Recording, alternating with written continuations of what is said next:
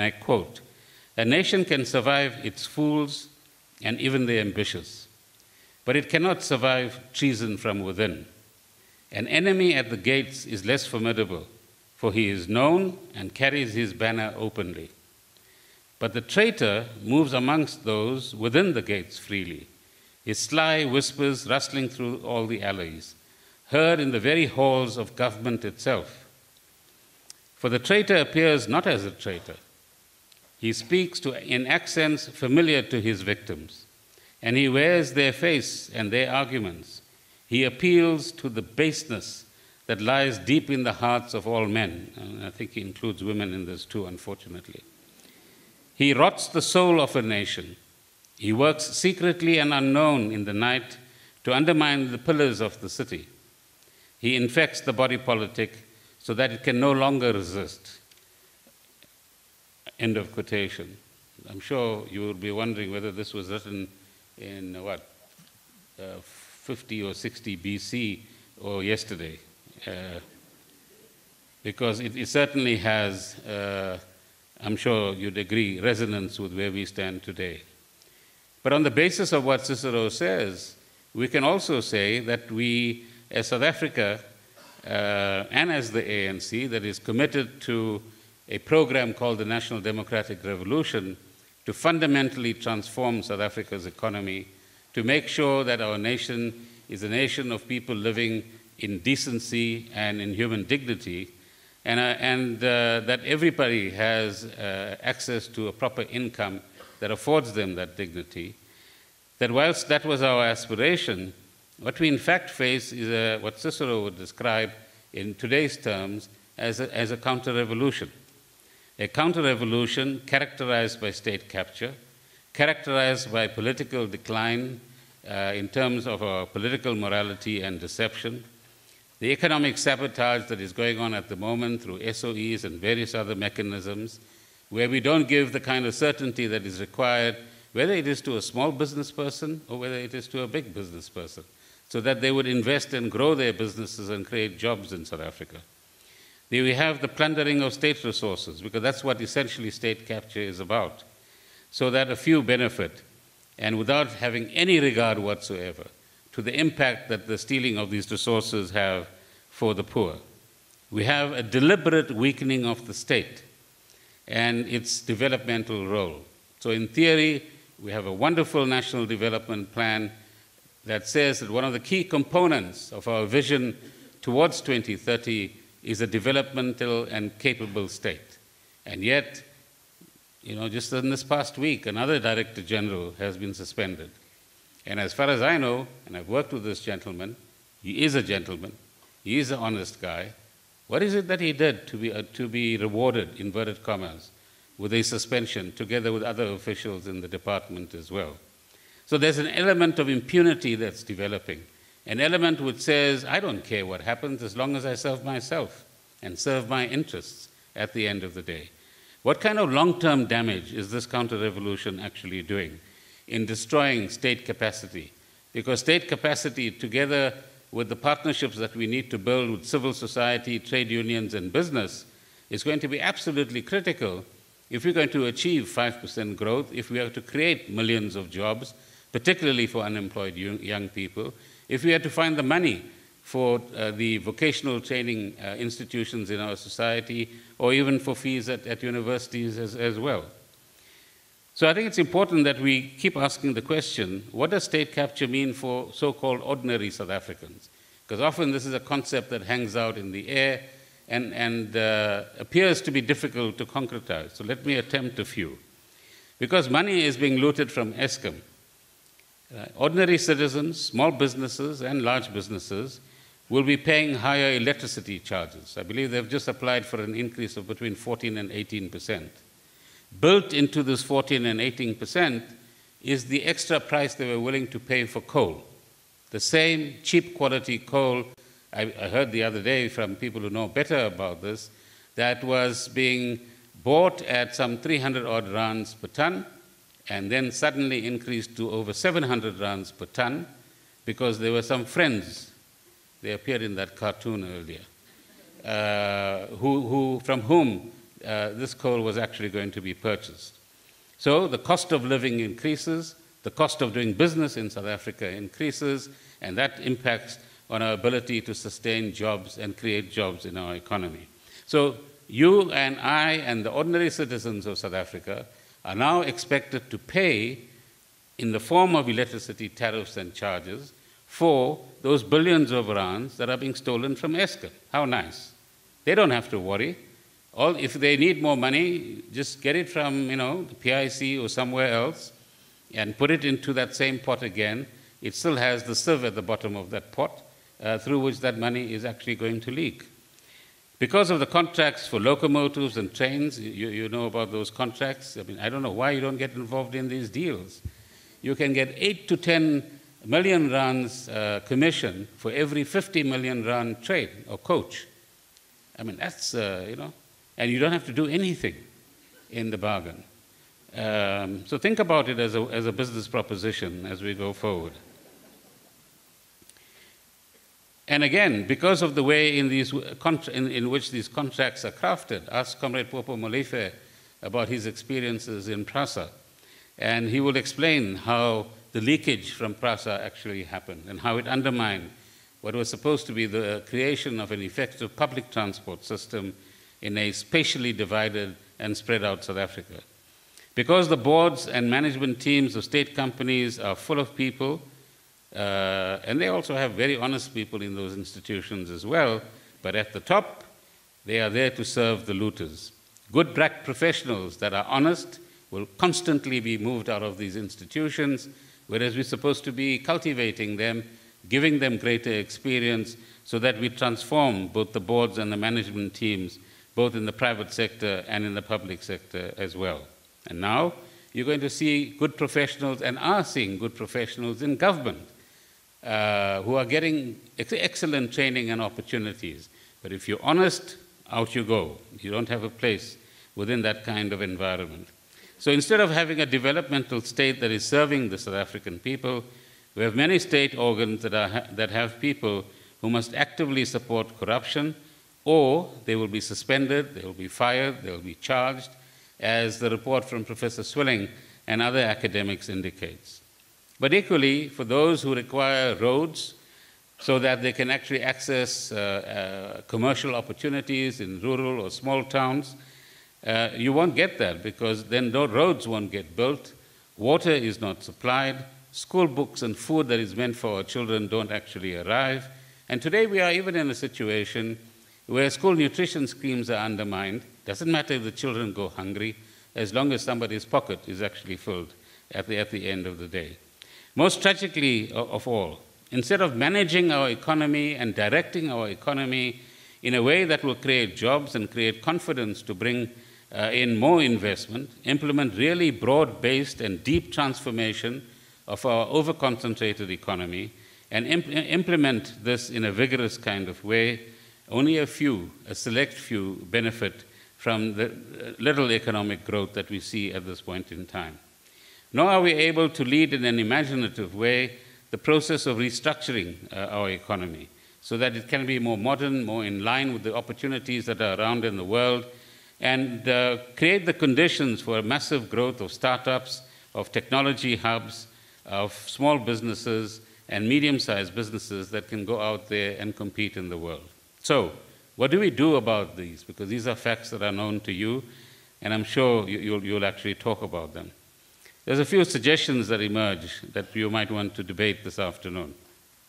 And they address the question, how do we recapture the state? Because we cannot leave the state in a captured state, not as good Democrats and as activists of our movement in the broader sense of the word.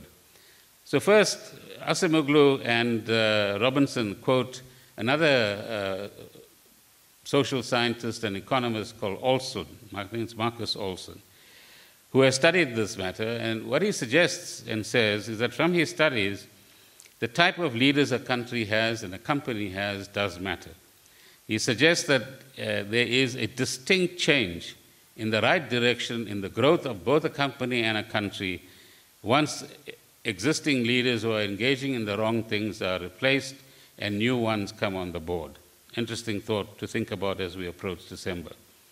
Secondly, he also points out, that is Mr. Olson, that Mandela's legacy also points to a distinct dilemma of leadership.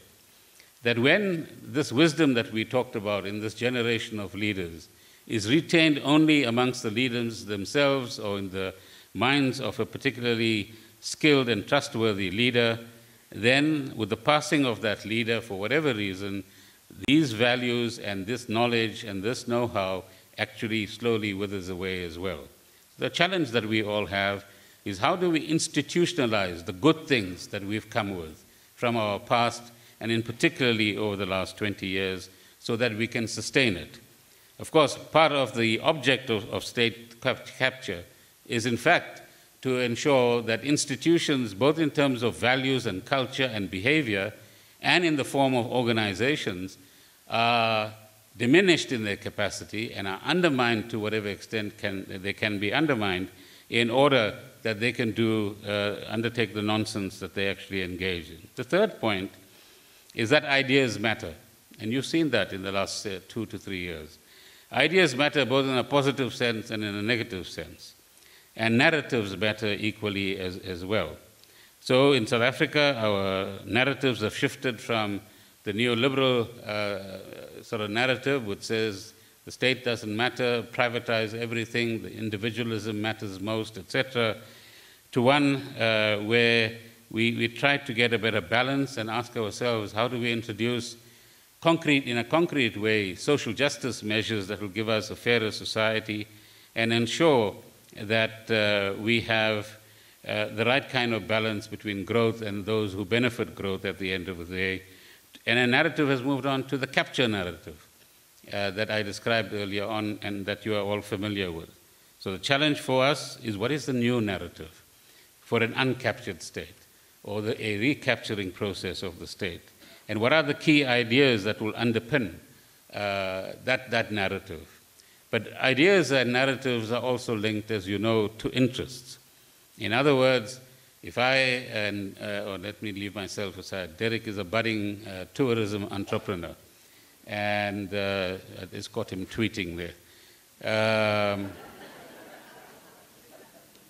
And he's going to try, if he is self-centered and individualistic, to create a narrative in government, if he gets back into government, next year sometime, which will reinforce his interests and his type of business associates so that they are the ones who actually benefit, but under the umbrella of tourism is good for this country. So we've also got to ask some serious questions. When ideas actually emerge and narratives emerge, whom do they serve? Which interest groups are they serving? And how do we actually ensure that what we claim that they should be serving, i.e. 55 million people in South Africa, are in fact the people that are being served as well? The next point in this regard is that with a change in leadership, you also have a change in what is called rent-seeking coalitions. Now, I think one of the challenges with us sometimes is that we become so idealistic that we believe that if Derek becomes president, all forms of corruption and rent-seeking will automatically disappear. The fact of the matter is that over human history, as new political and social systems have evolved, different types of rent-seeking is part of those systems. The only question is, how do you control it? How do you minimize it? And one of the points that is being made here is something that we should be vigilant about as we go through this transition in our own country, and that is what kind of rent-seeking coalitions fall away and what kind of rent-seeking coalitions come into place as we begin to see this transition occurring in our own country as well. The next question we must ask ourselves is, in a recaptured state, what are, in fact, the kind of qualities that we want to see in the next group of leaders or leadership that comes through in December, or more broadly in other organizations as well? And let me suggest to you a few things that you might want to think about and debate once I end. The first is, you hear a lot of talk about unity. And much of the talk about unity actually masks a political interest, as I've just said. You see, if in this contest amongst the 3 people here or the 10 people in the front row there, some of them begin to feel, hey, I might not quite make it, then I rather preach unity. Because once I preach unity, even if one of them wins, they've got to include all of us as well, even if we are losers. And therefore, I have a slice of the cake. You get it? You better applaud so that I keep you awake, So that applause wasn't for me, but it was for the concept. So what should be the principles that underlie the best kind of unity that we want to see, once again, both in our own organization and in others as well? And some of the founding principles that this kind of unity should be based upon is that this unity must result in all of us addressing the challenges of jobs, poverty, and inequality, and not be diverted from that objective. Secondly, that unity and the people united in that form must serve the national interest, not sectarian interests. And the national interest is often disappearing off the stage. That unity must result in a more inclusive and growing economy, rather than ones that actually satisfy particular economic groups or rent-seeking groups. It must result in a functioning democracy that respects its institutions. I don't think we've had very good examples of that in the recent past. It must assure a functioning judiciary and an effective criminal justice system. I know some of you are saying, dream on. It must, certainly from an ANC point of view, promote and enhance the long-held tradition of collective leadership. We must fight corruption through this unity. We must enhance non-racialism and non-sexism. We must never resort to any form of ethnic or racial chauvinism. And we are reaching points in our political discourse where desperation is resulting in us getting down to lower and lower common denominators in the contestation process. We must condemn gender-based violence and patriarchy. And this next one is much more difficult, but one that we need to keep an eye on as we're learning from Europe. Not utilize populism as a method of resolving political difficulties. And you can get left populism, and you can get right populism, and when both left and right become a lot more aggressive, they meet each other. And you see evidence of that in some instances as well. So how will that kind of unity be crafted? How do we ensure that leaders that come to the fore and leaders that we support are going to actually reflect those kinds of unity that the Mandela and Kathrada generation certainly did? At the same time, leaders will have to acknowledge the material realities of today's South Africa. We're not living in the 1950s or the 1960s any longer. We're living in the 21st century. And there are many objective and subjective obstacles that are beginning to present themselves or exist. The class structure of South Africa is no longer what it was 20 years ago. There's a lot more interested parties, inverted commas, with different types of vested interest in South Africa and its economy and in other things as well, that we need to both understand, respond to, on the one hand, but also guard against in terms of diverting us from the true democracy that we actually want. Secondly, that we have a relatively untransformed economy. That's a fact.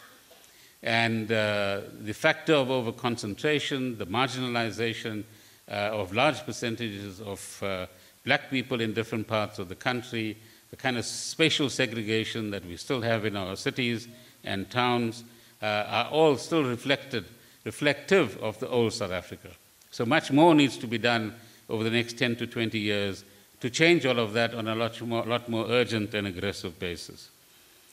In the 21st century and the latter part of the 20th century, many have also said that that brand of capitalism or financial capitalism that has been around for the last 15 to 20 years has also generated a particular type of greed and selfishness. The idea of solidarity, the idea of sharing, the idea of assisting does exist in our society, but it is slowly being overwhelmed by the question, what is in it for myself? It is greed that is the driver of the fact that after stealing 10,000, I must get 10 million, and after stealing 10 million, preferably, I must have $500 million, right? And today, the more we hear stories about what goes on, it is no longer about 1 or 2 million. It was always about 50, 100, or 200 million. And it's now approaching the billion mark as well.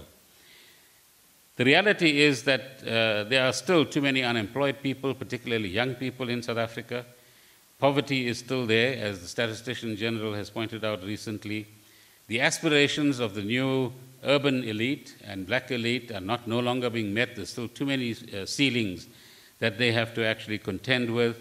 And all of these factors will have to be taken into account as we craft new policies under what might become a new government next year, certainly a new leadership within the dominant political formation in South Africa.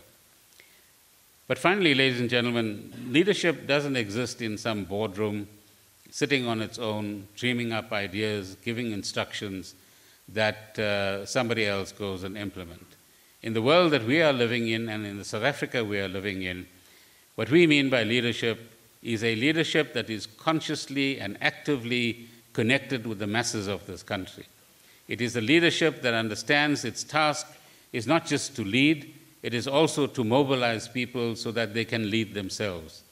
Their task is to ensure that mobilization is converted into effective organizations of people at the local level so that they can best defend their interests and advance their interests, but also hold all of us, whoever holds leadership positions in the private, civil society, or political sectors to account at the end of the day.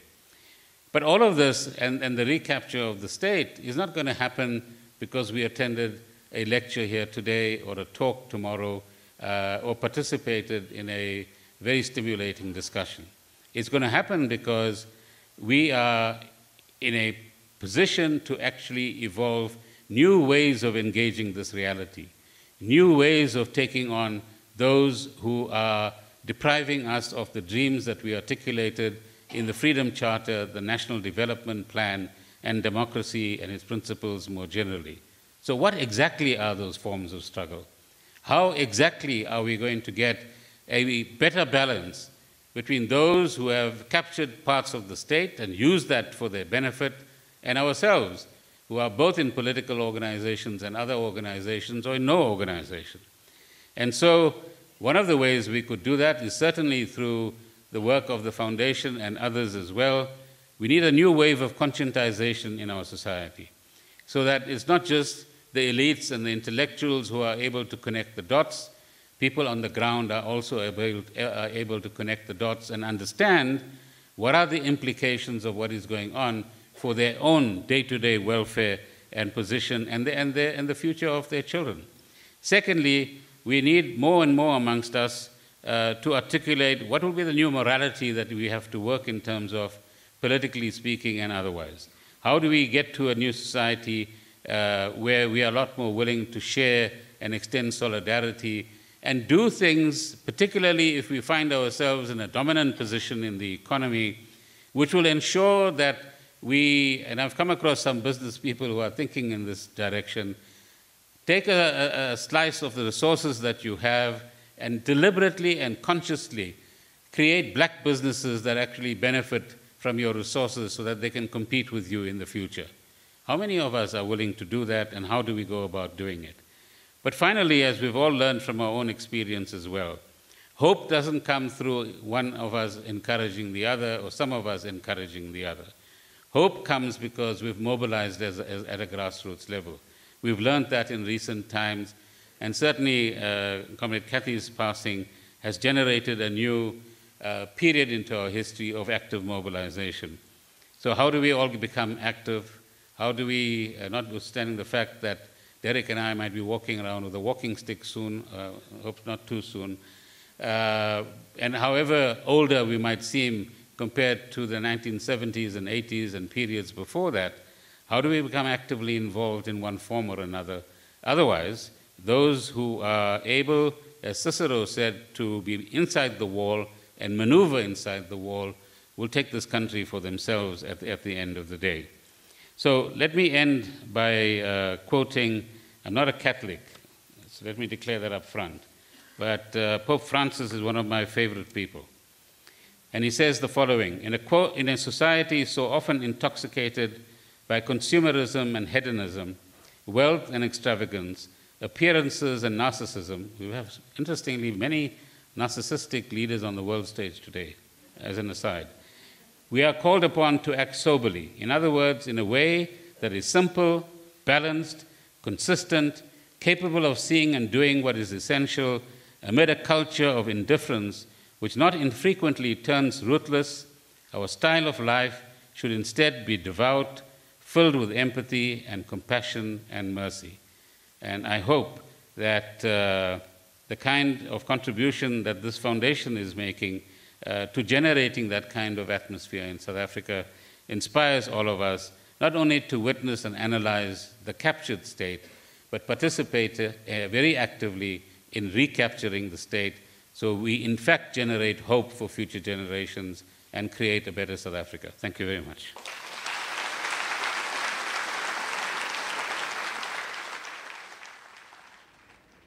Well, there was the former Minister of Finance, Pravin Gordhan, speaking at the Ahmed Kathrada Foundation Lecture in Johannesburg, in Braamfontein, where he was essentially speaking about the insights he gained on the country's political and economic trajectory from the experience he had